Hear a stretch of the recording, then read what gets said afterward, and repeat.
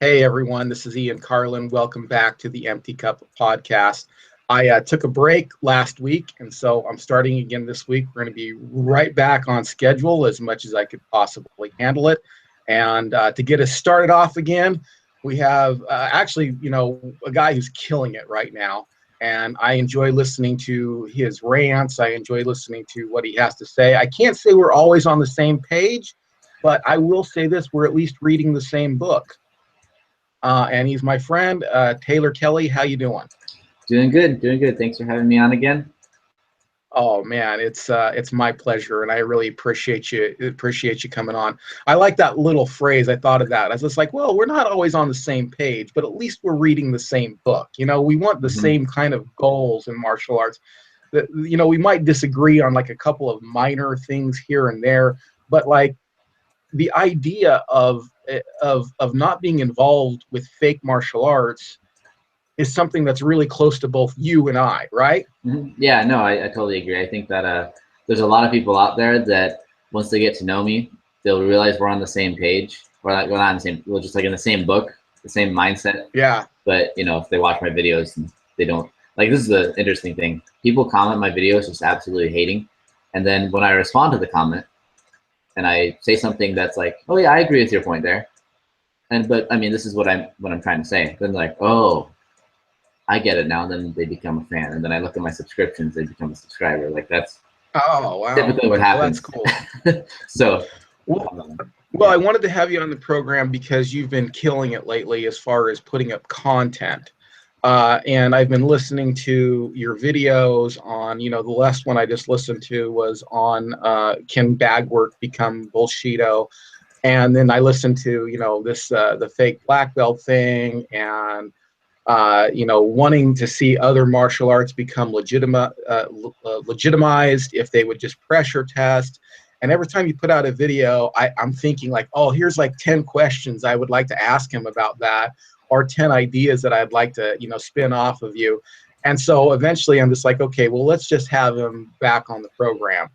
So let's get started. So one of the first things that I wanted to have you on the program with was we have this, these martial arts out there that you and I both look at and say, look, this is really kind of not effective. But every once in a while, somebody can pull something off, and you and I both agree on the whole Aikido thing. Mhm. Aikido has, and this is, I got to be honest with you, everybody. Like I try to be kind of like more open and more friendly, and I have a lot of friends who are martial artists, and so like to come right out and talk about bullshido and stuff is not normally in my character, but it's something that I need to be brave enough to say, because it's something that like in my mind I'm watching something and I'm going, that really would not work. This really is not a legitimate way of fighting. And you and I are on the same page on a lot of actual martial arts stuff, and Aikido's one of them. I'm sorry, it's just like if all you train is Aikido, you're more than likely going to get your ass whooped in a real street confrontation. Mhm. Right? What you would agree with that? Yeah, yeah, of You would course. agree with that? Yeah, I think that, and a lot of people think that they someone who trains Aikido, like, well, this is used for bouncers, or like this is used in a bar and stuff like that. And you got to think of, I always tell my students this, it's the environment you're in that matters a lot. When you're a bouncer in a bar, you're dealing with two things. One, you're dealing with people who are drunk, most likely, and then you're also dealing with people. You're also, bouncers are typically bigger people. They Mm-hmm. have a lot of leverage, they have a lot of strength, and it's more than one bouncer there, right? So if you're using this Aikido wrist lock, honestly, when I watch videos of bouncers, I literally all I see is wrestling. Mm-hmm. Like that, I don't see Aikido being done. I don't see people wrist locking. And I mean, if you've seen that Joe Rogan podcast where he's exposing that Aikido guy, I'm sure you've seen that, right? That Yeah, yeah. that video. Like, I hate to say this, but I kind of think he was lying. Like, I kind of think that Aikido guy was lying to save face, Oh, about yeah.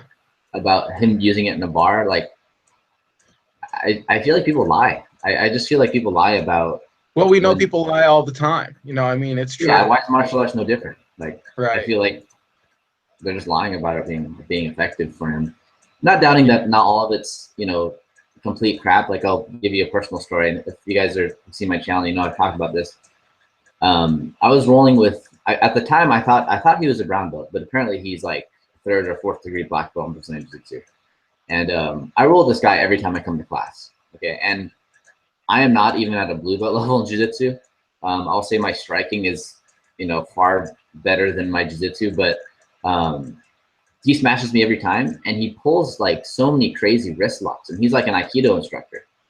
So, I mean, before I used to thought like, okay, Aikido is completely crap, but because he has such a solid foundation with his wrestling, his Brazilian Jiu-Jitsu, he's able to do like an arm drag to a wrist lock. Like, he's able to lace these combinations in when I'm trying to fight back. But the problem with a lot of Aikido is that they never fight back.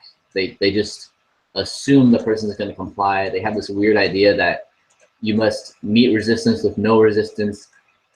Like, that concept makes sense in a very small way. Like, a good example is if you're doing like a Thai arm extension. I don't know if people can see me on camera, where, you know, you stick both hands out, you know, you're pushing on the hands, and then you drop an elbow in. Like, that's an example of that being effective. But with like wrist locks, like flipping people around, making them do side flips, and like, Right. Well, they teach you to go with it, and then they okay. So, like, a couple things I want to say about this, and then bounce it off of you as well, because I really want to talk about the legitimacy of some of these arts and how they can be legitimate, like what you're saying, if they're pressure tested. So, what, you know, they say, well, you need to go with this, because if you don't, you know, oh yeah, you're going to get your wrist broken. And I know this because Aikido was a big part of my martial arts experience as a kid. Not as a kid, but like as a young adult in the White Dragon system. Um, so, you know, we had Aikido, a lot of Aikido. So, they tell you, like, if you don't go with it, you're going to get really hurt, and so you better go with it. You know, that's kind of what they say. And then you're just used to going with it because you don't want to get hurt. You know, but the truth is somebody on the street is not going to go with it. It doesn't matter. But now you have this situation where, and you and I actually had a similar situation where I was actually on the delivering end of it, where I locked the guy out in rolling with an Aikido technique. And sometimes these arts can be legitimized if they would just pressure test it to find out what works, you know, or when it would work or whatever. Um, and and the idea is like, you'll find out that this works some of the time. So, for example, like Roy Dean, who's a friend of mine, and like I have great respect for. He's a third degree black belt in jiu-jitsu, but he's also a black belt in judo and a black belt in aikido. And so I'm sure he can make his aikido work, just like this guy can make his aikido work. But let me ask you this question: do you think that somebody could pull that aikido technique off on you if they didn't do jiu-jitsu also?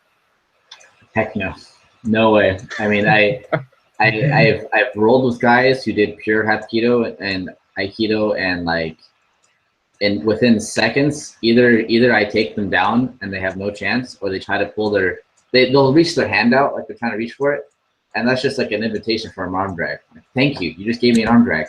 Like, that's literally what happens. Like, I think that the reason why Aikido people don't want to change and like do pressure testing is because it will become sloppy jiu-jitsu, and when it becomes sloppy jiu-jitsu, they'll get exposed.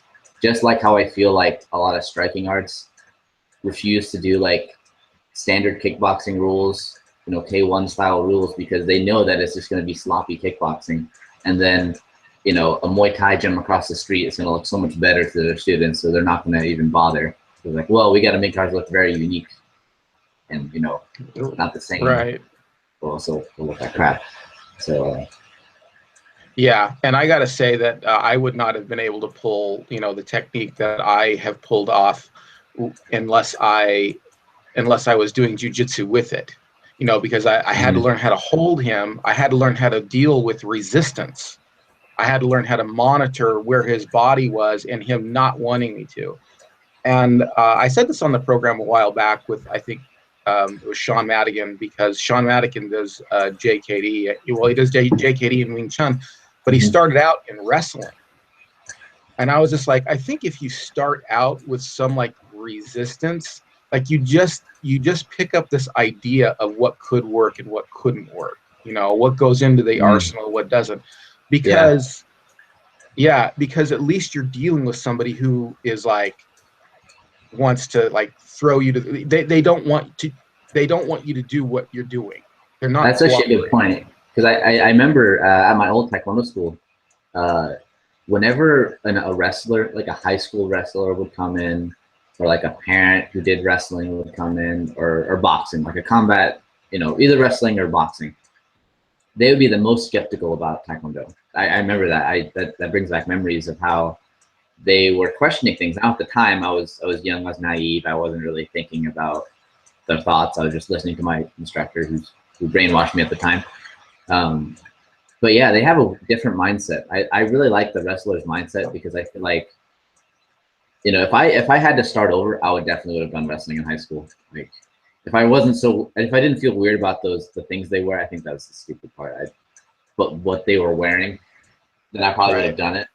Um, but no, I think having a solid foundation, either in boxing or wrestling, really changes how you feel about other martial arts and blending them together. I think you have an easier time. Some people say like I have an easier time with Muay Thai because of my Taekwondo.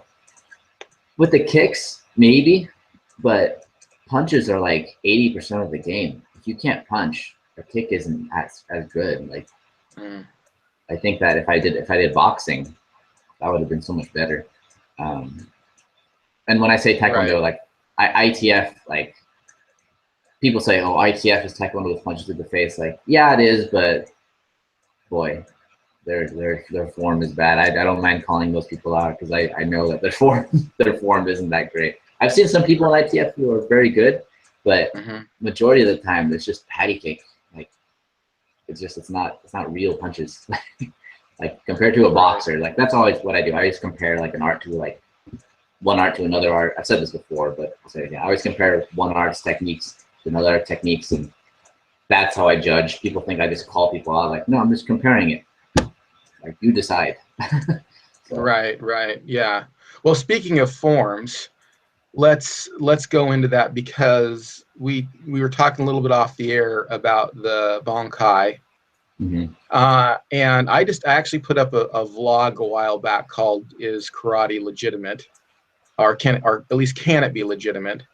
Mhm. Uh, and I put some stipulations on it. I said yes with some very unique stipulations. And it was gosh, it's so complex. It's like such a ball of yarn, that you got to like, like, okay, what's this piece and what's this piece? And it's not like, somebody hands you like this ball of yarn and they say, is this legitimate? Or this ball of hair and they say, is this legitimate? And it's just Mhm. like, you can't just say like yes or no. You've got to like pull this piece out and look at it and go, well, this piece is, and pull this piece out and go, well, this piece isn't. Mhm. And one of the things I said was the some of the older karates that they actually used for fighting, and if they knew the bunkai, and if they pressure tested. That was those were my three standards. A newer karate with newer moves that look flashy, that were designed to look flashy. They were not designed to work. They were designed to look flashy. Mhm. But sometimes people say, well, I know the bunkai. And I'm like, well, that doesn't, bunkai just means the meaning of the move. It's like, well, it's still a shitty move. Just Well, because you know what it means mhm. doesn't mean that it's a good move. So go ahead, go on. Well, I Sorry, was I gonna didn't mean to say a interject. lot of no, no, no, no worries. Um, I a lot of bankai, and this is my also why I have a problem with self defense. A lot of self defense system is they assume after the first punch the person's just gonna fall over, like it's done. That's the thing I see with bankai. It's like either like a one. Like if you've ever been in a real fight or even just sparred, you know that you can't just do one punch knockout. I mean, it happens, right? But the percentage of that happening is so low And a lot of these bunkai is like, it's the mindset of you do a quick punch and that's it. Like you do one thing and boom, that's it. You're done. You don't have to worry about anything else. What I would like to see for bunkai to be more effective is if they laced it together. Like if they laced it together. Like if they did, okay, we're doing this bunkai technique into this one. If this person, let's say for example, oh, this punch didn't work. Okay, now I have this option. But then what happens? You end up just sparring. Like you literally just spar, like end up sparring, and I think that's something that you know, the bunkai, like I'm very skeptical about it because I had a YouTuber comment in this below, not a comment, and he was like, bro, I don't know why you hate on the spear hand so much. Like it's not designed to rip someone's heart out. Like you were just taught it wrong. It's actually an entry to an arm drag. And I was thinking about it. Okay, so this move here, I can barely see the application, barely. But Right. why not just practice an actual arm drag? Why do you have to do something that's so vague? Right. And Right. like I was doing it in my head, I was like, okay, if I imagined, like, because the way I thought was like, okay, maybe forms were developed. Somebody was imagining a technique working. Like, okay, I do this. I guess it kind of works, but why not just have a person? I never learned that. I'm learning this just right now. Oh Actually, yeah, like you know I that was like, the spear hand is supposed to be, you know, to I've always learned that, you know, that was the spear hand to the sternum or yeah, whatever, or to the solar plexus, I should say, and that you're grabbing the yeah, like you're grabbing, and like another one is yeah like taekwondo form called gungang. Gungang. There's a move where you start like this, you do this move, yeah and what you're imagining, I'll stand up so people can see, is you're taking somebody, you're throwing them this way. yeah Like you're right. throwing them this way, which I get. I mean, I can kind of see that. Like you're Hmm. grabbing the belt, you're grabbing the collar. It's like a judo, Hmm. what it's Yeah. called. But I never, I like, people just don't know that. Like you heard for the first time, it's like that. And I think that it's just somebody coming up with an idea like, okay, let's make an excuse for this to be effective. Like if people are calling us out, like that's the thing. I just feel like a lot of people just make shit up. Like, like Sometimes they do, but let me yeah, add this to the mix. There are some techniques that even if you know what they mean, they don't legitimize it. So hmm, like I was saying, if it's a bad move, it's a bad move. Like the inward, upward, and downward block of like Taekwondo and the Tong Soo Do, which I'm sure is identical to Taekwondo, where yeah, you're bang, bang, bang. Those, just because I know what that means, or hmm, the first form of Tong Soo Do, which is Gicho Young Il Bu, which is basically going from a downward block to to a uh, middle uh, punch. yeah, middle punch when in a forward stance. Yeah, it's the same Yeah, as changing in Taekwondo. I know what that means. It doesn't mean it's a good move. Yeah, It doesn't mean it's a good move. I do have to say this though, that when like if you could like put yourself into the future from now, like let's say we're living now, but let's say MMA was a thing of the past, like a big thing in the past. hmm, And imagine that you're trying to preserve these moves. There's no writing. I mean, if you did write, only a few people could read it. You could hmm, make pictures. There's no movies. There's no, you might come up with like a formula to kind of preserve some ideas. hmm, It yeah, doesn't mean the ideas are good. It just means, so like imagine, like, have you've seen somebody against a cage and their legs are spread out and then they do a sweep. If you did that in the air, it would look really weird. I mean, it would look awkward. And a yeah, lot of times people might not even know what that meant. They then, like, the second generation or third generation, instead of like having their shoulder in the right place and being down in a wide stance, they might start doing, this or something, with their hands. yeah, And then, and so I do see some of the legitimacy, like you're saying, with some of the moves, but hmm, yeah, their practice is a little archaic now. If you know what it means, let's just practice it. Why do we have to practice the form? The forms were Well, in my opinion, the forms were invented to be a catalog of moves. When people look at it, it's just like I said before. When you read a dictionary and you say, "Oh, that's a really shitty novel," well, it was a dictionary. It wasn't a Yeah. novel. This was not supposed to be a story. This was supposed to be like a catalog of moves. But they had to do that back then. They had to. They didn't have writing. They didn't have videos. They had some people who could do writing, but who's going to read it? The way Hmm. you preserved a move was in a series of moves or something like that. So, I mean, I see some legitimacy of it, but I also see the other part of it, like what you're saying. What you're saying is, well, yeah, okay, but now you know what it means. Why not just practice that? Why not just if and it's got to be a good move. Yeah, no, I agree. I think that you know that just people just simply don't know, and I think that's a big problem. Like people don't know that these techniques, they don't know the application, and I know, like you said, even the application is mostly bad, right? Like most of the time, like, but I mean, I can see tiny similarities. Like I put out a video one time, like push kick defense, and this is like a common way to defend a push kick. You do what looks like a low block, but you Yeah. sweep the hand this way, so then they spin their back. Right. Like Right. that's an unofficial like application of a low block. But I didn't go into a front stance, cross my arms, do that. Like I think people are just reaching. They're reaching. They Right. look at a move, and here's a perfect example. There's this video out there that said like Okinawan karate, the original MMA, and it shows like John Jones like throwing elbows and like doing knees, and then they're showing the form side by side, saying like, look, he's doing this, and I'm just like, we all have arms and legs. We're all gonna move very similarly. Right.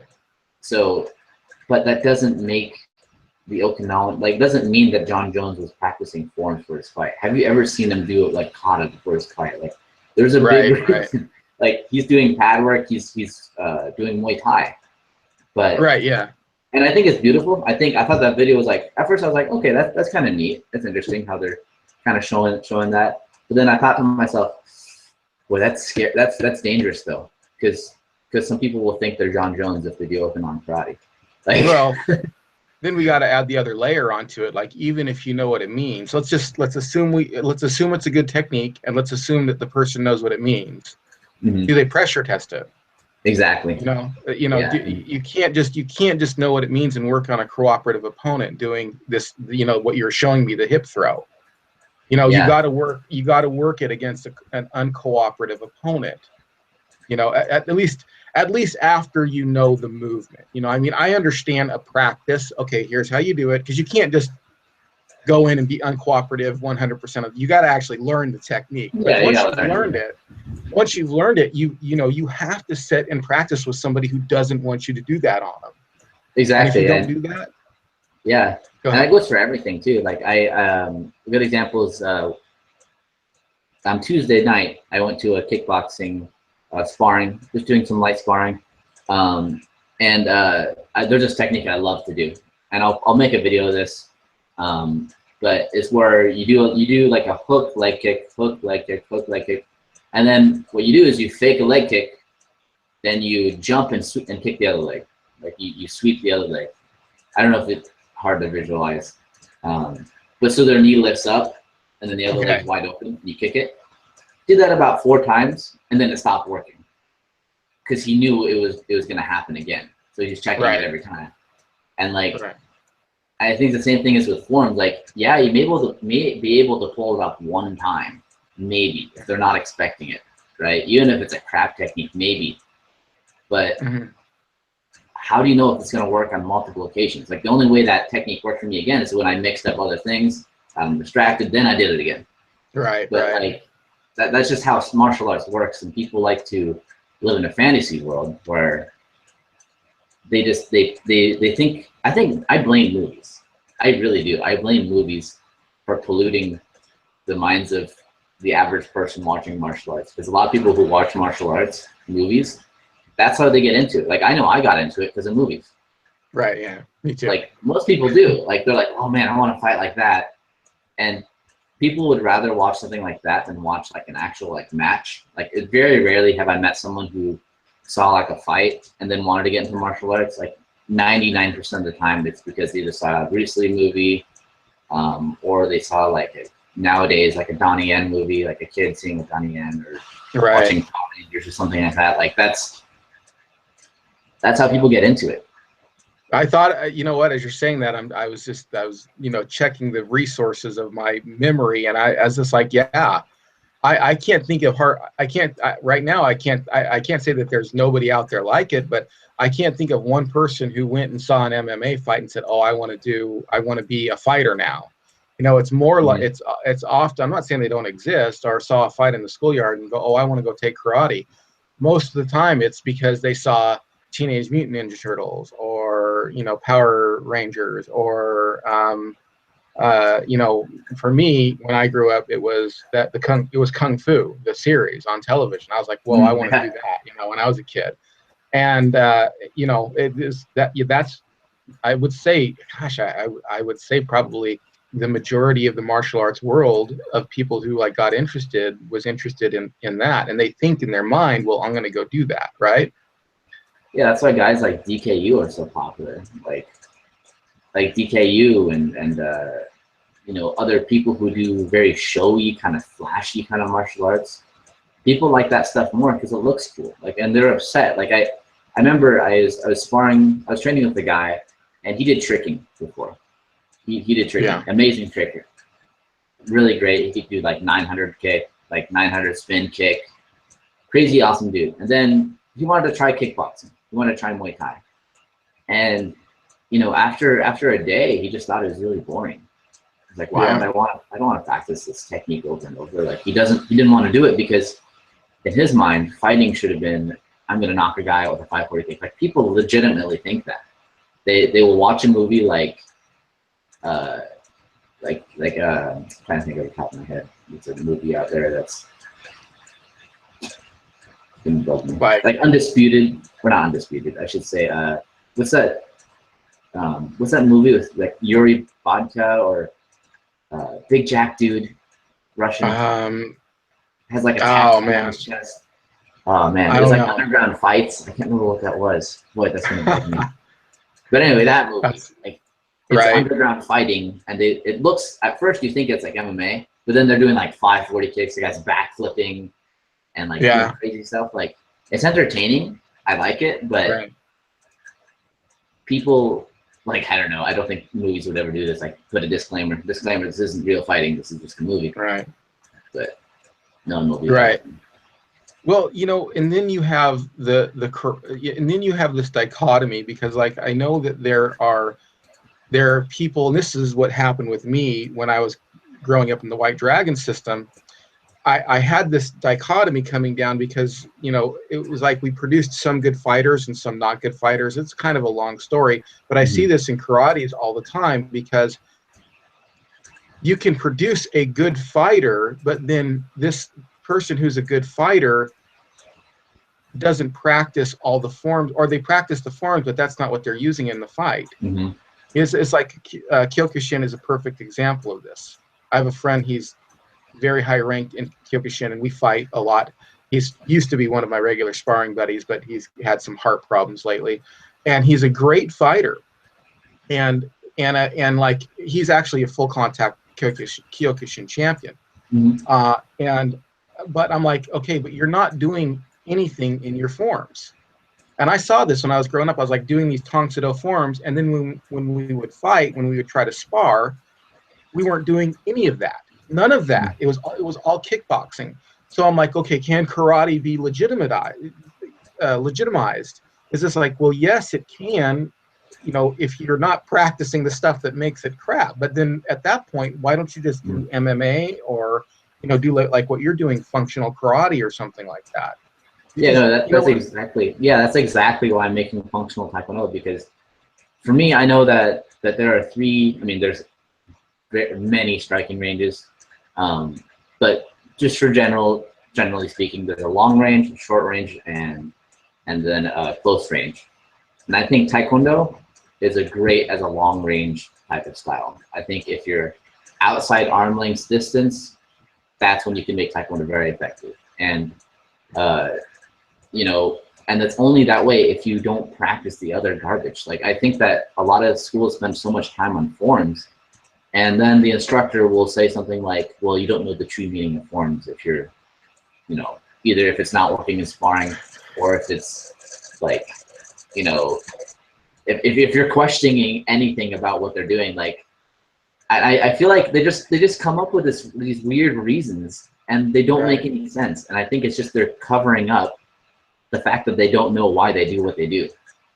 Like I legitimately think that it's kind of like, I mean, not to dog anybody on Scientology, but it's kind of like that. Like I mean, I'm not here to offend anybody, but that's how I already said it, so screw it. I mean, whatever. Well, it becomes their almost like a dogma. It becomes their religion. It becomes their religion.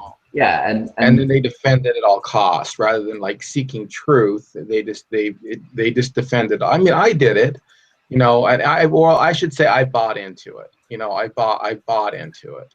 Yeah, I mean, I'm a Christian, so I do. It's not like I'm not going to defend my faith if someone questions it, but at the same time, I'm not completely closed off to other people's ideas. Like, I'm not just going to shut my mind completely off. Like, I have to listen to what they're saying. And that's what a lot of people on my channel, like, they'll comment. Like, I'll legitimately listen to what they're saying. Some people think I'm just a closed-minded jerk. Like, I will read their comment, try to see their point of view, and then when I have time, I'll respond in a way that would help them understand better. Because people, like, looking at my channel at the first glance, you'll either think I'm just a hater, I just hate everybody, I think MMA is I'm just an MMA fangirl, and I, you know, just that's all I think about. I think that everybody's just crap, and if you don't agree with me, you're an ass. Like, no, I have been in the same spot where most people have been, where they did traditional martial arts a long time, and you know, thought it was the most legitimate thing ever. Thought all those combat sports like stuff was crap, and people don't see that because they'll jump on one video and then not watch the others, which I get. I do that too. But yeah, well, you know, it's too, you have to watch. Like, when I first saw you, I thought that as well, but I watched more videos because when I first saw you, I'm like, well, I got to agree with him because that is BS. You know, I mean, I know because I've been there. Yeah. And then so I started watching, and then kind of what made me, like, you know, really like go over to your side was not only did I agree with what you were saying, but it was like, well, you're also saying this about the style you came from. You know, it wasn't like you were, you know, like we talked before about cleaning up your own backyard. It wasn't like, you know, one of these things is like, well, you know, yeah, karate, that's bullshit. But you know what, Taekwondo is the best. You weren't saying that. You were saying, hey, you know, there's huge problems here too. So I was just like, okay, you know, I got to respect the guy because he's not, you know, he's not trying to push an agenda other than, hey, I want to figure out what works. And in that mentality, it's just like, well, I'm on the same page too. I mean, that's why I quit going to Wing Chun. I you know, there were aspects of the empty hand that I loved and that I think that are legitimized, that I should say worked for me. But I was just like, I am not learning the 8-foot pole. And I am not learning the butterfly swords. You know, I got through the empty hand system, and then there was some other stuff going on too, because of, you know, like I told you, I got taken down, and I'm like, and I don't know how to ground fight. I was like, I don't care. All the principles in the world didn't save me from getting locked, you know, my arm locked out in a ground fight. So I was just like, no, I'm not going to sit here and learn the 8-foot pole and learn the butterfly swords. I'm going to go to somebody who actually is going to carry a folder that I'm actually going to use, you know, or I'm going to see, you know, in real life. I mean, I can't remember where I was going with that, but I guess I was saying, like, I was on the same, like on the same page as you, or seeing in the same book or whatever. I'm like, yeah, you know, I mean, I understand. Yeah, that this is, if people would just open their eyes. And by the way, everybody, I think people, they might know this from my other channel, a Mind for Fitness, but you know, I'm Christian as well. So, but I cuss too much. That's like my last, same. my last. Well, I shouldn't say my last, but it's one of my my stumbling blocks. You know, one of my impediments to my sanctification, so to speak.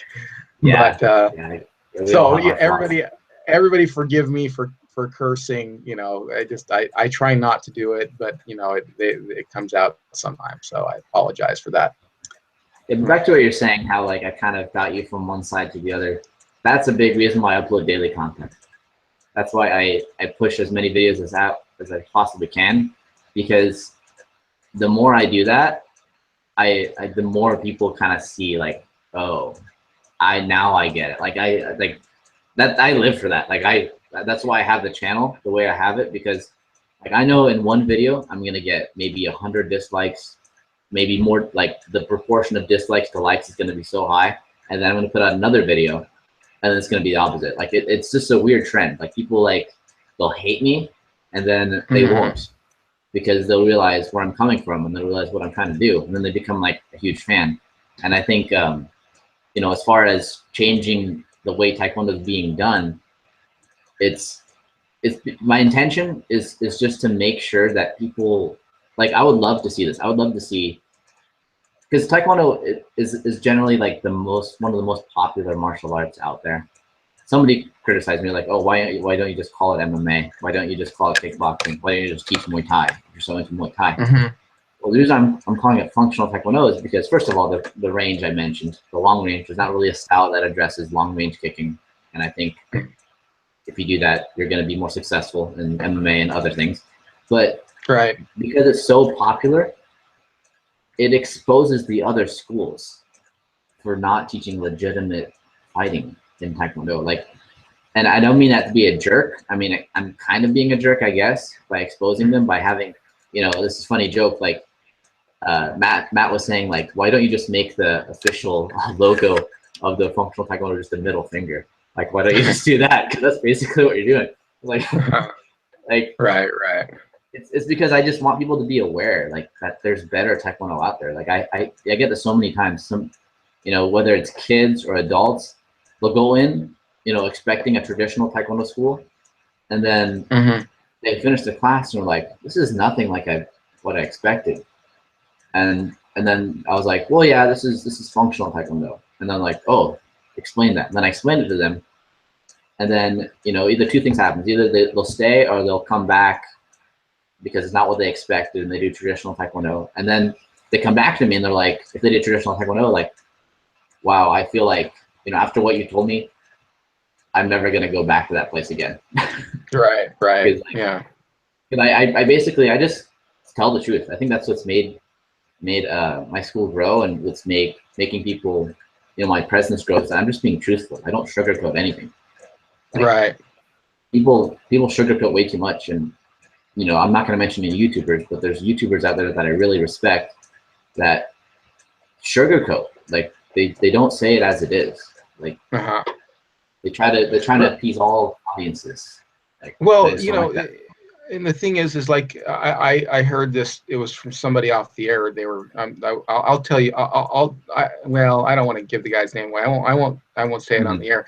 But he was talking, and he didn't mention you specifically, but I think I know who you're talking about.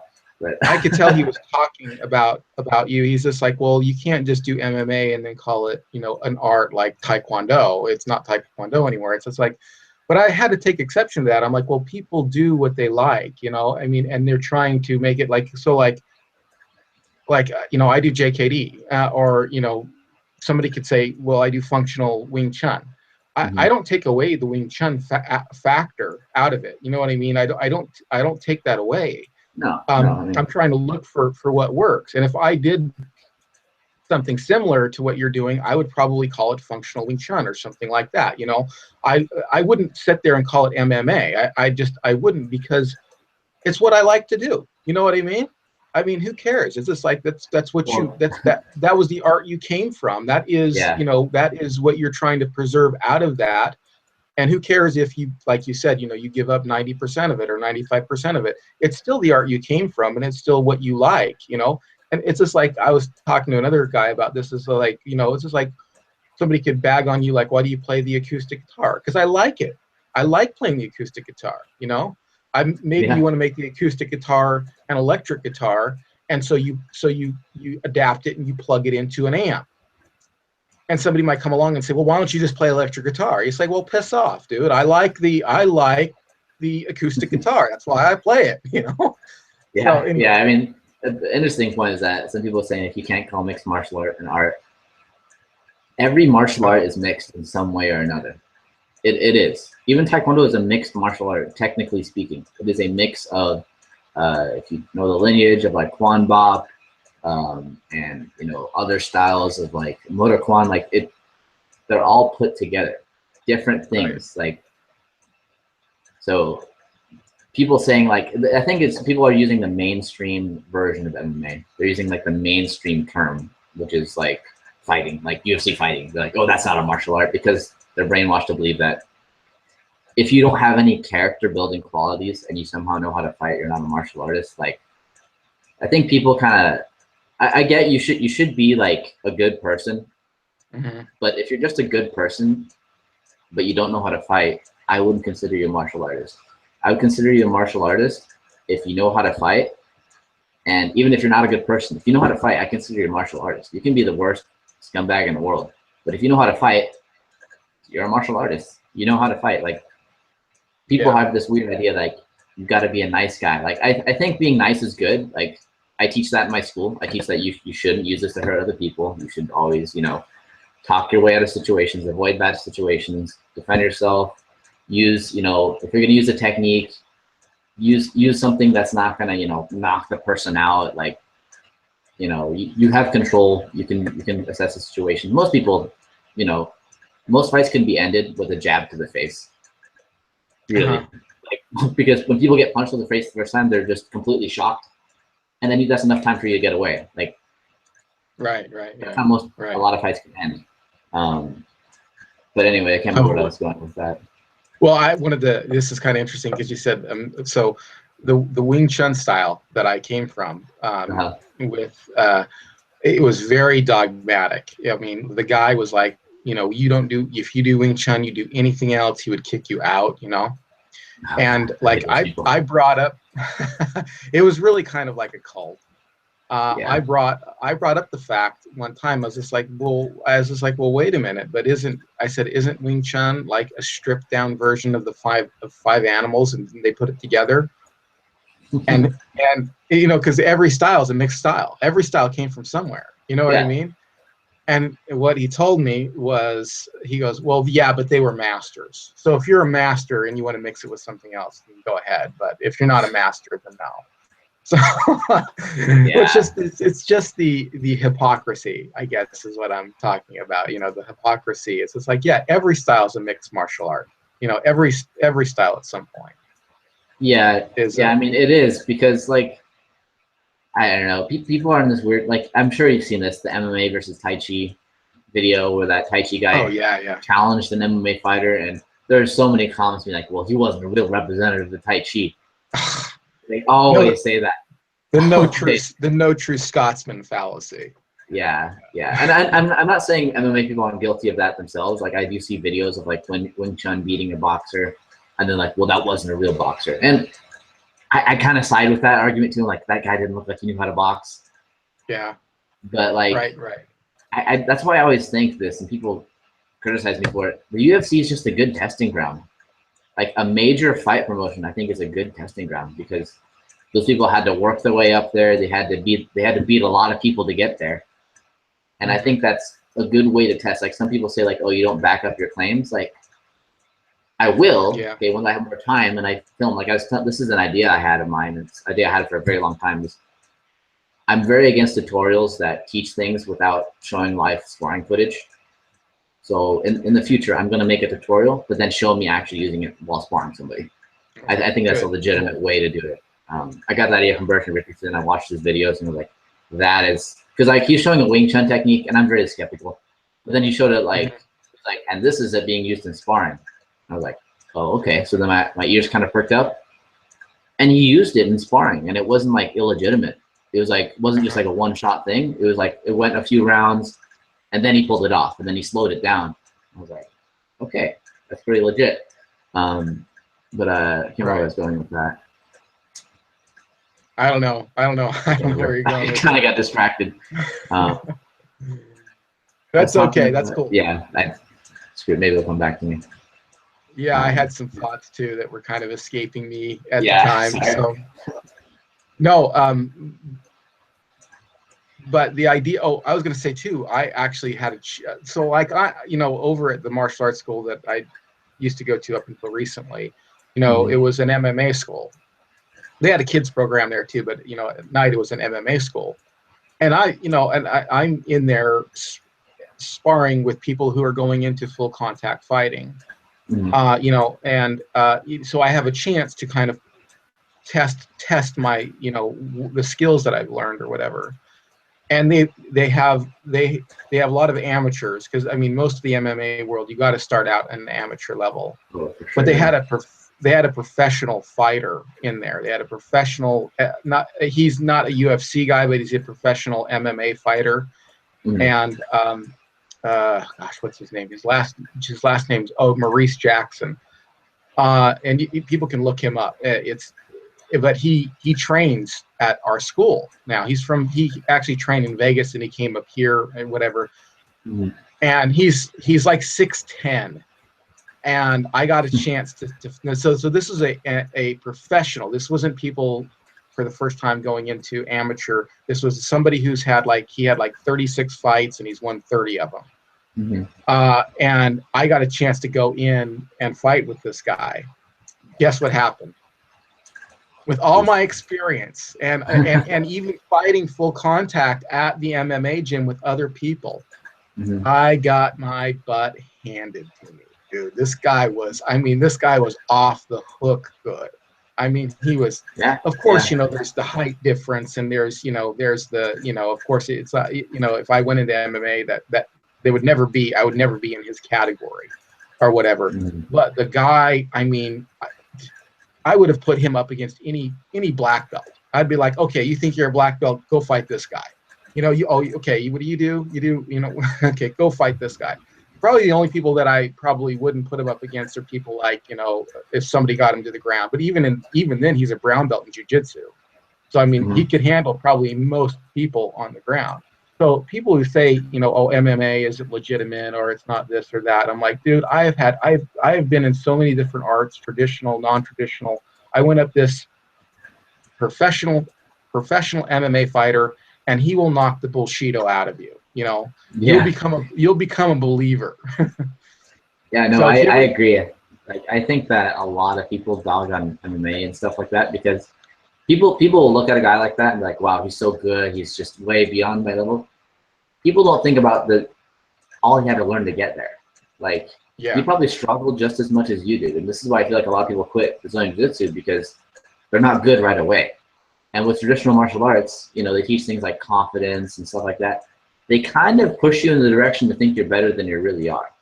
At least that was my experience, and that's what I'm seeing around here, especially with kids. Like, I mean, I teach a lot of kids, and I give them I encourage them, I tell them to keep training, but sometimes I just straight up be honest with them. I'm like, look, this kid you're sparring with him, he's a lot better at throwing jabs than you are. mm-hmm. Your jab isn't as good as his, so you got to change your strategy. Don't try to out jab him because he has a longer reach. I'm going to put up a footage of how to deal with a taller opponent, like I was having kids stick out their arm out to great range. But a lot of people look at that and then they don't want to think it's legitimate because they think that's like a crazy, like one out of 10 chance of you being that good. But there's a lot of fighters. There's a lot of professional fighters, like a ton of them. Like, just look at the UFC roster. There's like hundreds and hundreds of fighters. You could be that good if you just Right. trained it. Like, people want immediate gratification, and I think that's the big problem with like black belts. Like 2-year black belts. Like in karate, yeah, that's no problem. But in Brazilian Jiu-Jitsu, you're very lucky if you get it in 7, right? Yeah. Oh, yeah. For sure. You're way lucky. You'd have to be training every night if it's a legitimate Yeah, and in Muay Thai, there's no jiu-jitsu belts. school. In Muay Thai, there's no Yeah. belts. So you're just, and that's something I'm starting to really drift away from is belts. Uh-huh. Because I just, I used to be into like ranking people and stuff like that, but Mm-hmm. I just this is why, I've really been focusing on no-gi jiu-jitsu, and I'm kind of really abandoning the gi part, is because I love the look of someone's face when they have no idea what my skill level is and they're completely surprised. And that's the thing with boxing. Like, you never know. You can look at a guy and you have no idea what his experience is. With jiu-jitsu or any other art, you can look at their belt and kind of tell. Yeah. But I'm just like that kind of guy. I like being secret. I Yeah. like Yeah. people Right. unknown. it's a little give and take, you know. I mean, there are some stuff in the gi that, you know, you would be like, okay, I'm if in a lot of situations I'm not going to have a gi to hold on to. But then there's Yeah. situations like if it's winter and you have a coat on or something like that, there's some situations that, number one, you want to be prepared for, because if somebody grabs your coat and starts collar choking Oh you, yeah, of you want course, to yeah. you want to know. But you're right. I mean, for the most part, most situations are going to be no gi jujitsu. I mean, that's all there is to it. You're going to have it's going to be a situation where you're not in a gi, and Yeah, I especially mean, if you go well, into MMA, you're not going to go in. You know, you're not going to yeah, go into exactly. MMA with a gi. Yeah, So, and functional taekwondo is. Oh, sorry. oh, go ahead, go ahead. I was gonna say functional taekwondo. It's a no gi style taekwondo. Yeah. That's something, and I think it's super important, which is why I'm training this every day. Not at the point where I can teach it yet, but I know that being a taekwondo practitioner, you are Mm-hmm. very susceptible to getting taken down. Like it's gonna happen, especially if you're trying Right. to pull off functional taekwondo techniques. Like you gotta have a nasty guard, which is why I really look up to Eddie Bravo. That's the person I really want to meet one day. I wish there was a 10th Yeah. planet school around me because I know that being a taekwondo guy, you gotta have a nasty guard, and that's Yeah. evident. Like a good example, Anthony Pettis. He has a really good guard, right? Mm-hmm. Sergio Pettis. I recently watched this fight. He has a really good guard.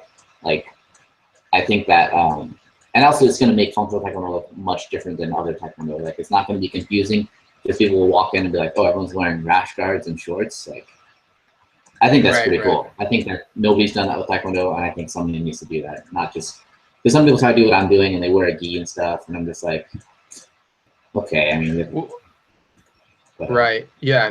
yeah, Yeah. Yeah. I love 10th Planet Jiu-Jitsu. I just actually had a private lesson last Saturday with yeah, I the saw 10th that. Yeah, Planet. Yeah, that was awesome. It was a real eye opener. He's an awesome guy.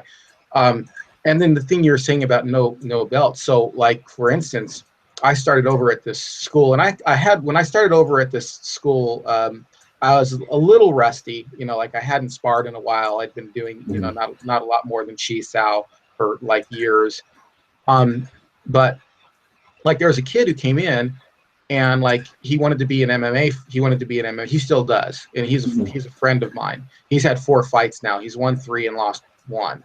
So like when he first came in, we kind of came. He was a little bit before me, but like you know, I had a lot of martial arts experience. So when I was fighting with him, like I was whipping up on him.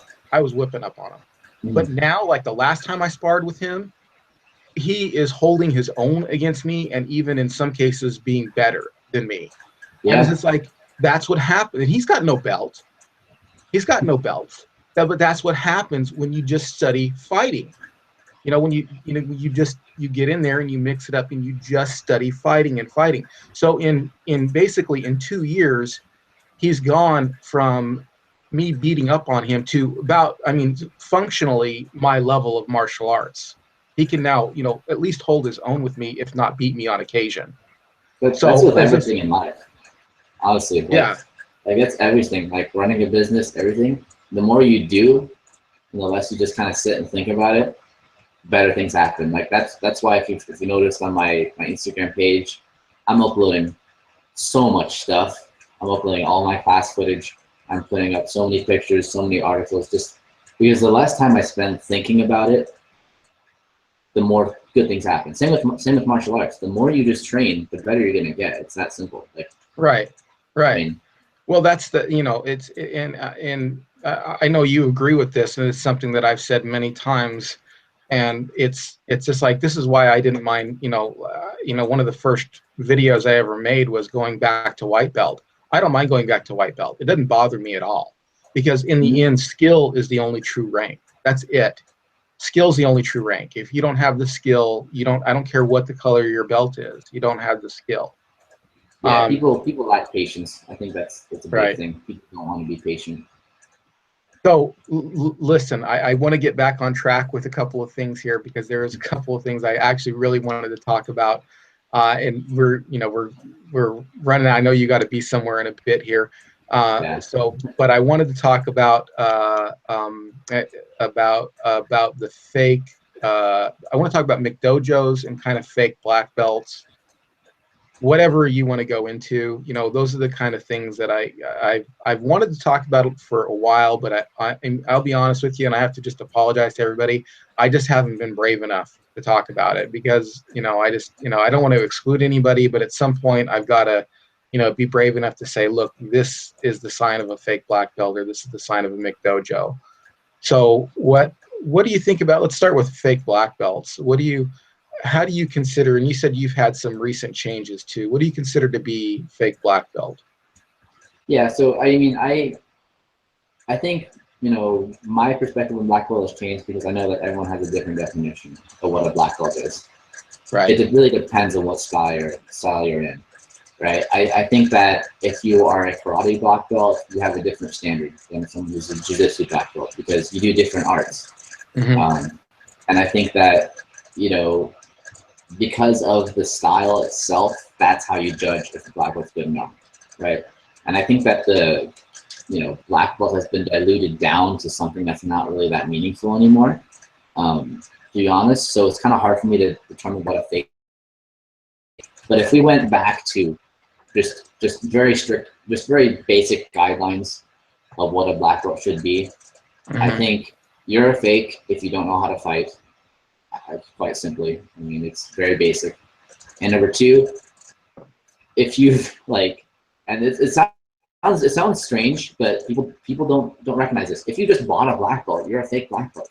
Right. Or if you this is my favorite one. Yeah. It's my favorite one. You invented your own system and you made yourself a black belt in it.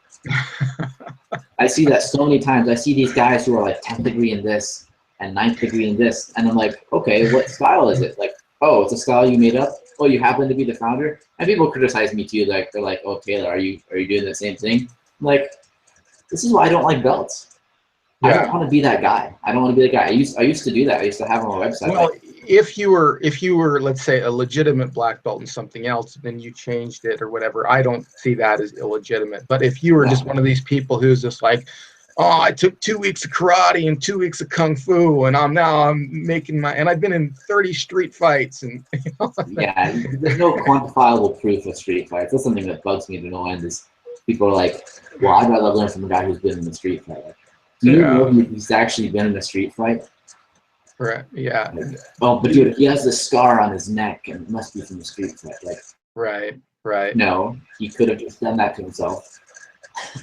Just like those belts. Like, have you noticed those belts? I know I'm probably going off on the tangent. Those belts that are like really like worn down and like really messed up. Like, I've seen jiu-jitsu black belts whose belts didn't even look like that. Yeah. And they're all like cut up and torn. Like, I feel like they just get scissors. I know I'm gonna get some hate for this. I feel like they get scissors. Some of them do. I mean, it's kind of hard. Like, I went into the old school I used to go to, and like, because they had like, if you look at my black belt, it looks brand new, and that's because I went from a gi system straight into JKD, no gi system, for 2 years, and then straight into Wing Chun, no gi. So it had basically been sitting in my closet. If I put on a black belt, people are gonna be like, "Oh, did you just buy that from?" I like, no, I didn't. It's like ripped jeans. It's like ripped jeans. That's what black belt is now. It's like ripped jeans. Like, it's stylish to mess up your jeans. It's stylish to mess up your black belt. Right. Yeah. Totally. No, I get that. Have you seen these people too? Like, we have a guy here in town, and oh my gosh, like he's got videos, and like, okay, so you'd understand this. He's probably like a solid green belt. And he actually came into town, and he was talking with one of my old instructors. He was just like, well, I'm looking for somebody to give me my black belt from a green belt in Tong Sado. And then like, he went over and studied with somebody, and like 6 months later he had a black belt, and he's on his channel now with a black belt. And then at like 6 months after that, like, he's got a black belt with like a 3rd degree, 3 stripes on it. I'm like, oh my god, this. Oh man, heck? Yeah, those are the kind of people. Those are the kind of people you want to go over and beat the crap out of. Yeah. Yeah, that's why, again, I don't like the idea of belts anymore, just because I don't want to be that guy. Like, I know that I'm gonna get labeled as that guy, even though I know I have skill. Like, I'm not gonna, if I ever did that and like I made like, you know, the FTF was getting bigger, and I had you know, a big school, and I had, you know, fighters recognition and stuff like that, I still wouldn't wear a black belt because it's my own system. I'm not going to proclaim myself a black belt in my own system. I know that there's probably people out there, and I'm just being honest. The people who are out there who can probably teach functional taekwondo better than me.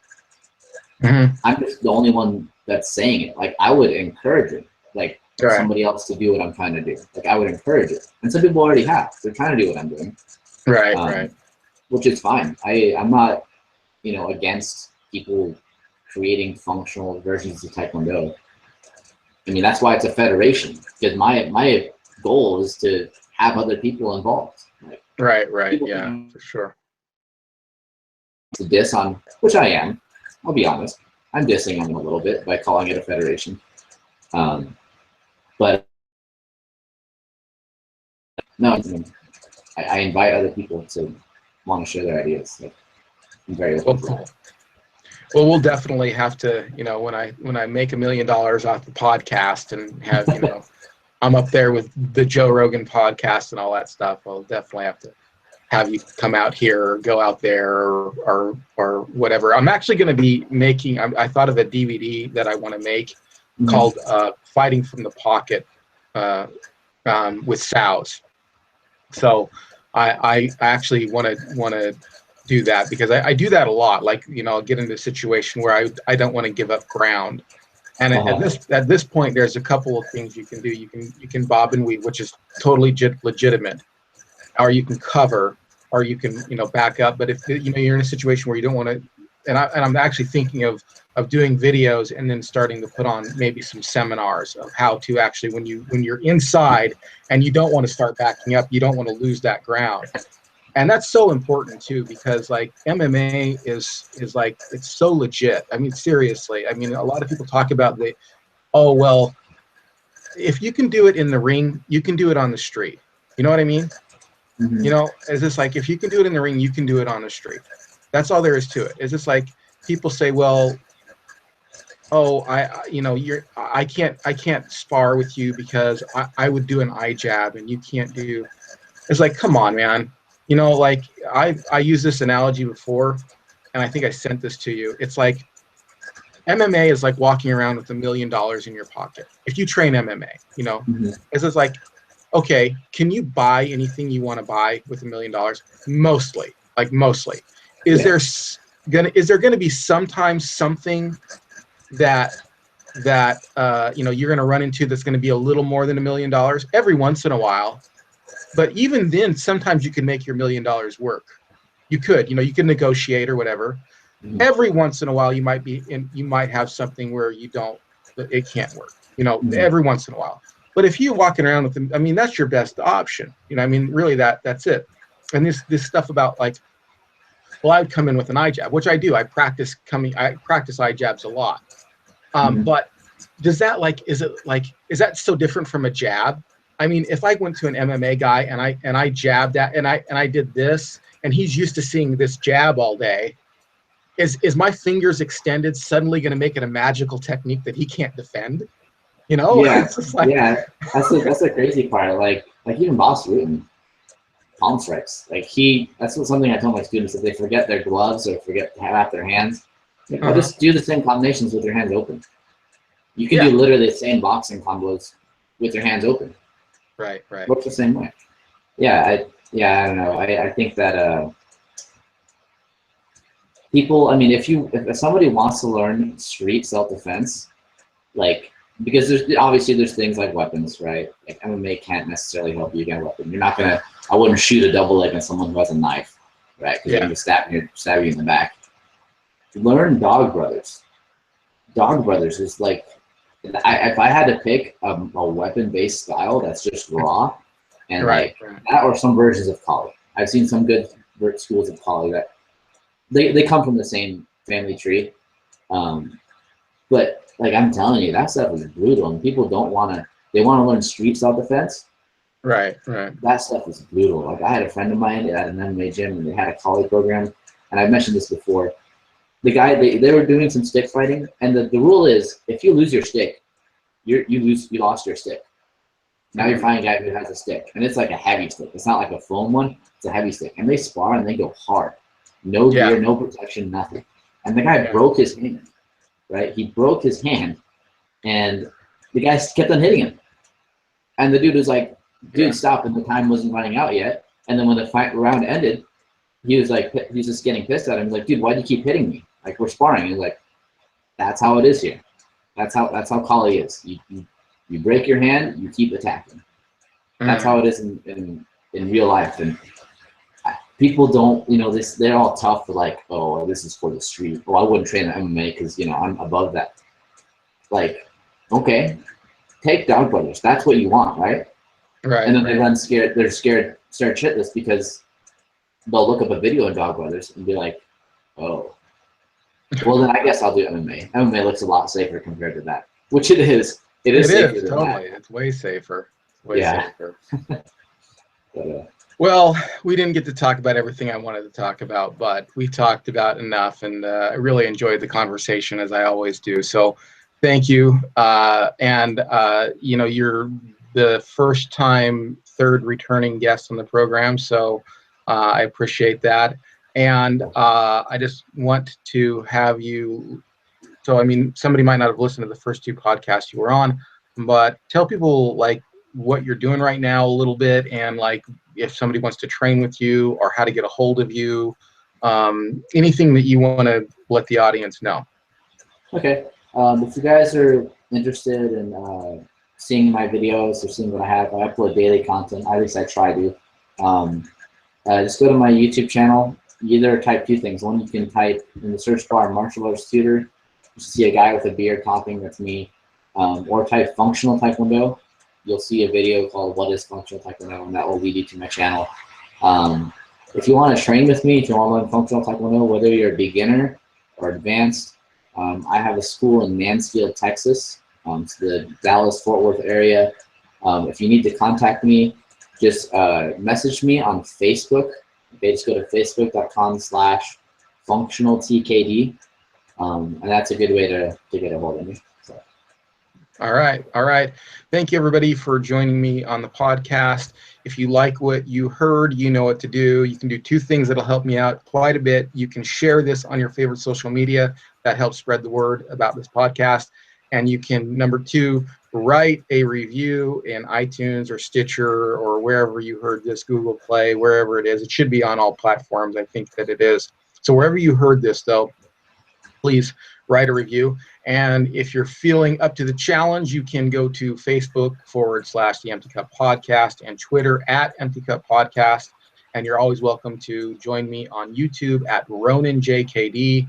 And that's where I upload like my training videos and sparring videos and things like that. So if you're interested in seeing a little bit about what we do, the kind of practices that I do, and my training tips, that's where you want to go to, is Ronan JKD. All right, everybody, thank you. And until we meet again, please keep your gloves up.